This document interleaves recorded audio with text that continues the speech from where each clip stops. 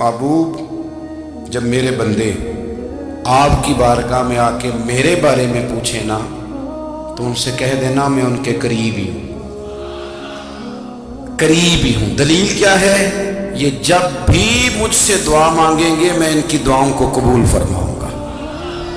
मैं इनके करीब हूं, मैं इनके करीब हूं। ये जब भी दुआ मांगेंगे ना मैं कबूल करूंगा, मैं इनके करीब हूं।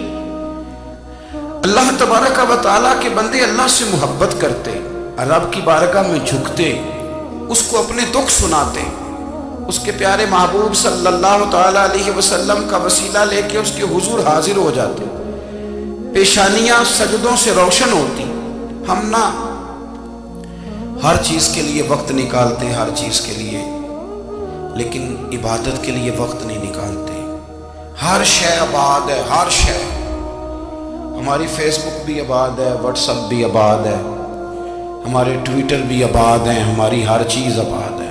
सबसे कम आबाद हमारा मुसल्ला रह गया है, सबसे कम।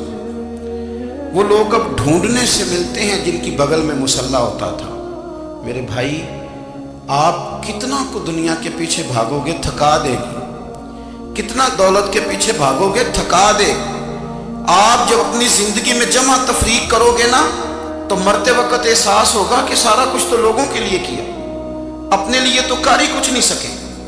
और हम इबादत के मामले में बहानेबाजी भी करते हैं। हम कहते हैं ओहो रिस्क कमाना भी तो इबादत ही है ना, तो मैं हलाल रोजी के लिए जा रहा हूँ, ये भी तो इबादत है ना। मेरी तरह के लोग कह देते हैं कि मैं सवेरे उठ के मदरसे में कुछ असबाक देखता हूँ, तो ये भी तो इबादत है। मैं बयान करने के लिए मुताला करता हूँ, तो ये भी तो इबादत है ना। इतने इतने लंबे सफ़र करके मुल्क में दुनिया में घूमता हूँ, तो ये भी तो मैं इबादत ही कर रहा हूँ। अब स्पेशल नफलों के लिए वक्त किस तरह निकले, स्पेशल करके तस्बीह में कैसे चलाऊँ, मैं सारा कुछ, हम बहाने बना लेते हैं ना। मेरा सवाल ये है कि ये सारी बातें सहाबा को, नबी करीम को, दीगर लोगों को भी तो पता थी ना। लेकिन आप गौर तो करें, 23 साल हुजूर को वक्त मिला, मुख्तसर वक्त ज़ाहिरन तबलीग करने के लिए। पूरी दुनिया में दीन भी फैलाना है। घर में 11 अज़वाज है, 4 बेटियां हैं, उनकी औलादें, सारे कामकाज भी देखने। लेकिन सैयदा तैयबा ताहिरा हज़रत आयशा सिद्दीक़ा रज़ी अल्लाह ताला अन्हा फरमाती हैं, सारा दिन तबलीग करते, हर गुलाम के दुख सुनते, घर में आते तो अपने घर वालों का ख्याल करते, काम में हमारा हाथ बटाते। कुर्बान जाऊं, कहती है जमाना सारा सो जाता, लेकिन आमना के लाल मुसल्ला बिछा लेते। दुनिया सो गई, सारी सब सो गए। जो खुदाम थे, वो जो गुलाम थे, वो सो गए। सही मुस्लिम में लफ्ज मिलेंगे, सैयदा पाक फरमाती हैं, ओ मेरे नबी के गुलामों, मैंने ये रंग भी देखा है कि हुजूर ने इतना खड़े रहे, इतना क़याम किया, इतना क़याम किया कि मुकद्दस पैरों में वरम आ गए, सूज गए पैर। इतने बड़े, दिल पे हाथ रख के नहीं बता सकता कि मेरे कभी नमाज में पैर सूज गए, कोई नहीं बता सकता। बच्चों की रोटी कमाते थक गए, बात अलग है। हम सैर करने गए तो थक गए, बात अलग है। लेकिन इबादत में ये भी तो मुस्लिम शरीफ है ना, ये भी तो दीन है ना, ये भी तो हुजूर की सुन्नत है, ये भी तो वो चीज है जो करीम की आंखों की ठंडक है। सैयदा फरमाती है पैरों में वरम आ गए, और सारी रात ही हुजूर ने नमाज पढ़ी और एक ही आयत बार बार दोहराई। मस्जिद नबी में बिलाल हबशी ने फजर की अजान दे दी और हुजूर अभी मुसल्ले पे थे। करीम फारिग हुए, मैंने अर्ज की या रसूल अल्लाह सल्लल्लाहु अलैहि वसल्लम, आपके तो सदके अल्लाह अगले पिछलों के गुनाह माफ करेगा, तो आप इतनी आहोजारी क्यों फरमाते हैं? आप तो शफी हैं, आप तो अंबिया के इमाम हैं। तो हुजूर ने फरमाया, आयशा तुमने गिनवाया है ना मेरे अल्लाह की मुझ पर कितनी रहमत है। अफला अकूना अब्दन शुकूरा, फरमाया अगर उसने इतनी नेमतें दी हैं तो क्या मैं उसका शुक्रगुजार बंदा ना बनूं? मैं शुक्रगुजार बंदा ना बनूं उसका? फिर अगर इतनी नेमतें उसने दी हैं, मुझे इतना नवाजा है, तो फिर मैं उसके सामने सजदे ना करूं? ओ मेरे भाई, बड़े काबिल फख्र लोग हैं हम कि हम नबी पाक के गुलाम हैं। हम काबिल फख्र हैं कि नबी करीम के गुलाम हैं। क्या कभी इस गुलामी के शुक्राने में भी 2 नफल पढ़े? کہ یا اللہ تیرا شکر ہے تو نے ہمیں حضور کا غلام بنایا ہے۔ یاد رکھیں کہ اپنی روحانی زندگی کو آباد کریں، استغفار پڑھیں، تسبیحات کریں۔ حضرت عبداللہ ابن عمر رضی اللہ تعالیٰ عنہ حضرت عمر کے صاحبزادے، مکہ مکرمہ میں ان کی قبر ہے۔ میں نے جب انہیں پڑھا تو مجھے ان سے بڑا پیار ہو گیا، لیکن آپ کو پتہ ہے وہاں جا کے کسی شخص کا مزار تلاش کرنا یا پوچھنا ایک مشکل کام ہوتا ہے۔ تو ایک دفعہ میں مکہ شریف میں حاضر تھا تو ایک گاڑی والا ڈرائیور مجھے کہنے لگا کہ مولانا میں آپ کو جانتا ہوں، مجھے آپ سے محبت ہے، ایک بات بتاؤں آپ کو۔ میں نے کہا بتاؤ۔ کہنے لگے حضرت عبداللہ ابن عمر کی قبر دیکھنی ہے۔ میں نے کہا یہ تو نہیں کہہ رہا، یہ کسی نے بندوبست کرایا ہے، یہ اللہ نے تیرے دل میں بات ڈالی ہے، یہ ہو گیا تو لے چل مجھے۔ حضرت عبداللہ ابن عمر کو نبی پاک نے فرمایا تھا راجل صالح، یہ نیک بندہ ہے، یہ متقی آدمی۔ حضرت عبداللہ ابن عمر رضی اللہ تعالیٰ عنہ سیدنا فاروق اعظم رضی اللہ تعالیٰ عنہ کے صاحبزادے ہیں، اور ان کی ہمشیرہ سیدہ حفصہ رضی اللہ تعالیٰ عنہ حضور کی زوجہ محترمہ ہے۔ ایک دن اپنی ہمشیرہ سے کہنے لگے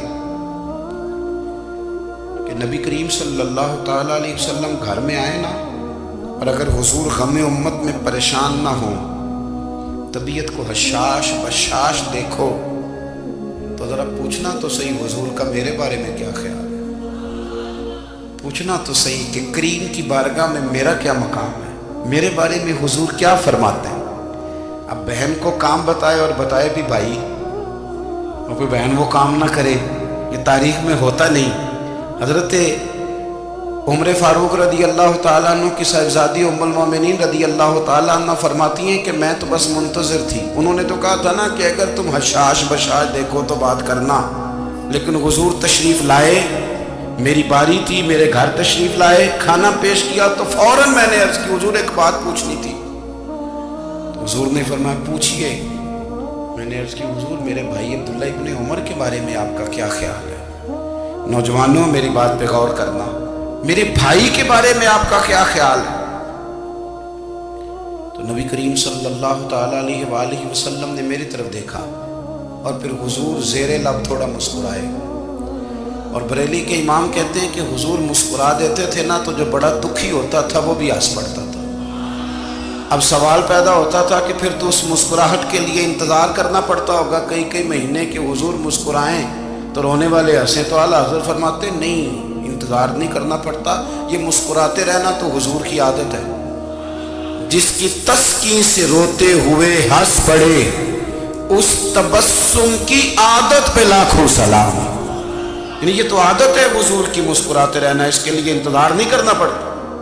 بھائیو آپ خیال رکھیں گے، غور کریں گے، حضرت عبداللہ ابن عمر رضی اللہ تعالیٰ عنہ کے بارے میں پوچھا تو سیدہ فرماتی ہیں کہ نبی کریم صلی اللہ تعالیٰ علیہ وسلم نے زیر لب مسکرائے اور فرمایا حفصہ تیرا بھائی ہے تو اچھا، لیکن میں نے سنا ہے کہ عشاء کی نماز پڑھتا ہے تو فجر تک سویا ہی رہتا ہے۔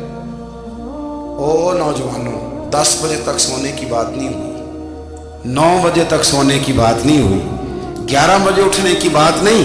حضور فرمانے لگے میں نے سنا ہے کہ عشاء کی نماز پڑھ کے سو جاتا ہے اور فجر تک سویا ہی رہتا ہے، اسے چاہیے کہ تہجد کے وقت اٹھا کرے، اللہ کی بارگاہ میں حاضر ہوا کرے، آہوزاری کرے، سجدے کرے، عبادت کرے، اٹھتا ہے اور فجر میں جا کے اٹھتا ہے۔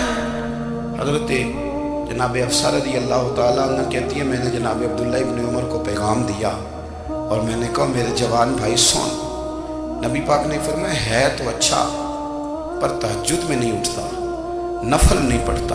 او میری ملت کے جوانوں، مزہ نہیں آ جاتا جب ساری دنیا سوئی ہو، ساری دنیا، اور بستر بھی گرم ہو اور نیند بھی پورا غلبہ کر رہی ہو، اور اچانک گھنٹی بجے دماغ میں، آنکھ کھلے، گھڑی پہ نظر پڑے، 3:30 4 بجے کا پیغام گھڑی بتائے، اور کوئی چڑھتی جوانی والا اٹھ کے وضو کرے، اور جب وہ مصلی کھول کے بچھائے تو مدینے والے محبوب کہتے ہیں کہ ہر نماز پہ رب ثواب دیتا ہے، اور جو اٹھ کے تہجد کی نماز پڑھے اسے دیکھ کے تو رب مسکراتا ہے۔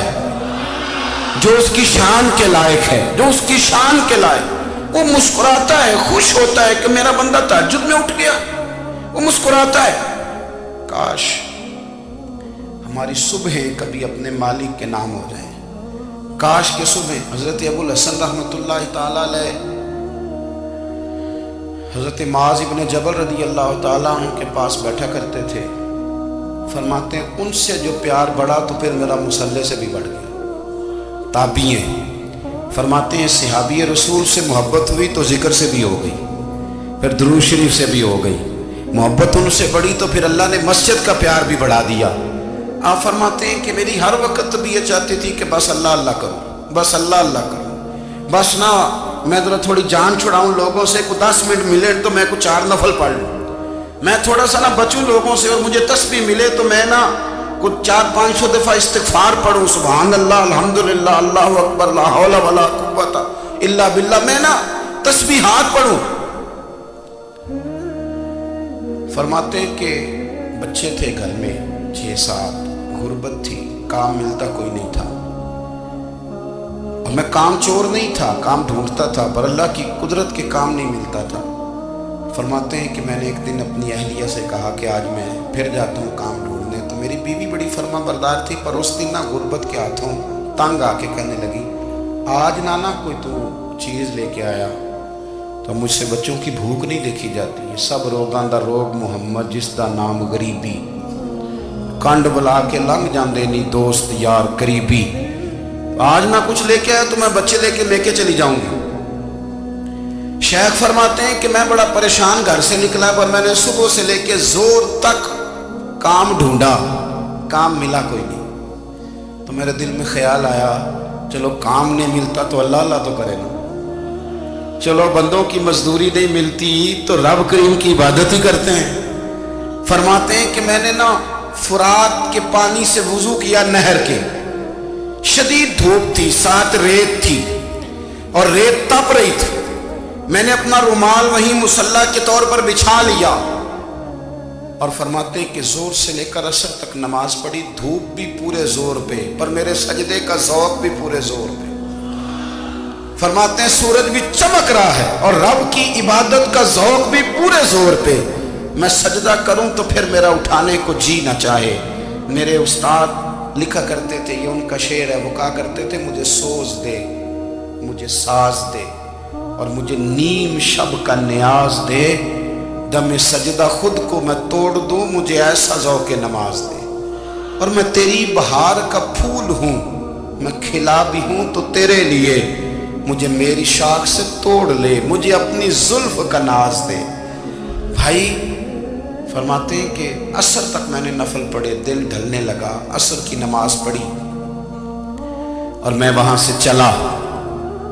اب میں جب نکلنے لگا تو دل میں خیال آیا کہ چھوٹی چھوٹی دیواریں ہیں گھر کی، بغیر کچھ لیے جاؤں گا تو بیوی دور سے دیکھے گی تو شور کرے گی کہ پھر خالی ہاتھ آ گیا ہے۔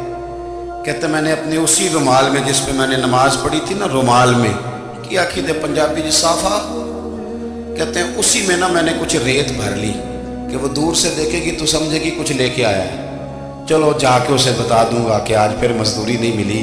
کہتے ہیں وہ ریت لے کر جب میں گھر میں گیا تو پہلے بیوی دروازے پہ کھڑی ہوتی تھی، پوچھتی تھی خالی ہاتھ آ گئے ہو؟ آج میں نے دیکھا تو ہے ہی کوئی نہیں۔ فرماتے ہیں میں اندر داخل ہوا، سلام لیے، کونے میں میں نے وہ رومال رکھ دیا اور میں نے آواز دی کہ بھلی مانس کہاں ہو؟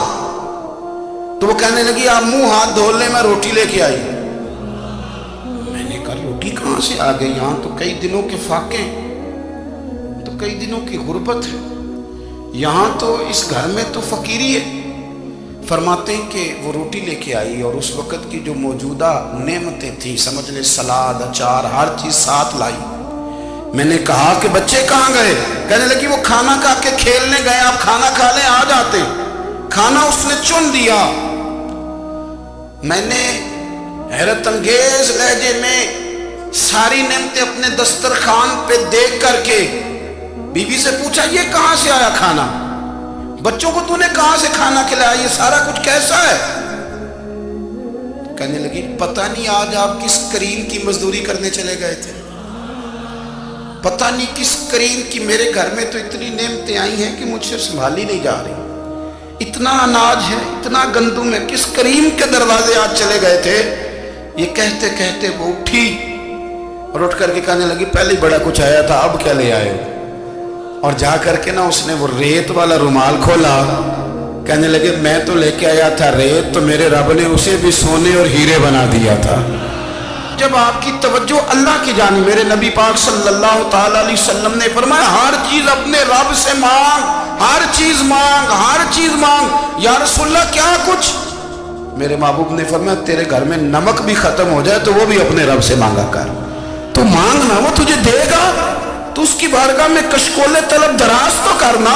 اور ترمذی شریف میں عجیب لفظ ہے، رسول کائنات نے فرمایا، رب کریم فرماتا ہے جب میرا بندہ ہاتھ اٹھاتا ہے نا تو مجھے حیا آتی ہے کہ میں خالی کیسے لوٹا دوں اس کے۔ اتنے بڑے بادشاہ کی بارگاہ میں دعا کی بڑی طاقت ہے۔ میرے نبی پاک نے فرمایا دعا مومن کا ہتھیار ہے، دعا مومن کا، دعا مومن کا۔ حضور نے فرمایا تقدیر کو سوائے دعا کے کوئی چیز نہیں بدل سکتی۔ دعا مومن کا ہتھیار ہے، یہ کافر کے پاس کوئی نہیں، یہ ہتھیار ہے مومن کا۔ اللہ کرے آپ کو سمجھ آئے، پھر سنیں، کئی بار کہہ چکا ہوں یہ ہتھیار ہے۔ کافر کے مقابلے میں جو تیرے پاس سب سے بڑا ہتھیار ہے وہ دعا ہے۔ دعائیں کرانی چھوڑ دی، کرنی چھوڑ دی، لینی چھوڑ دی۔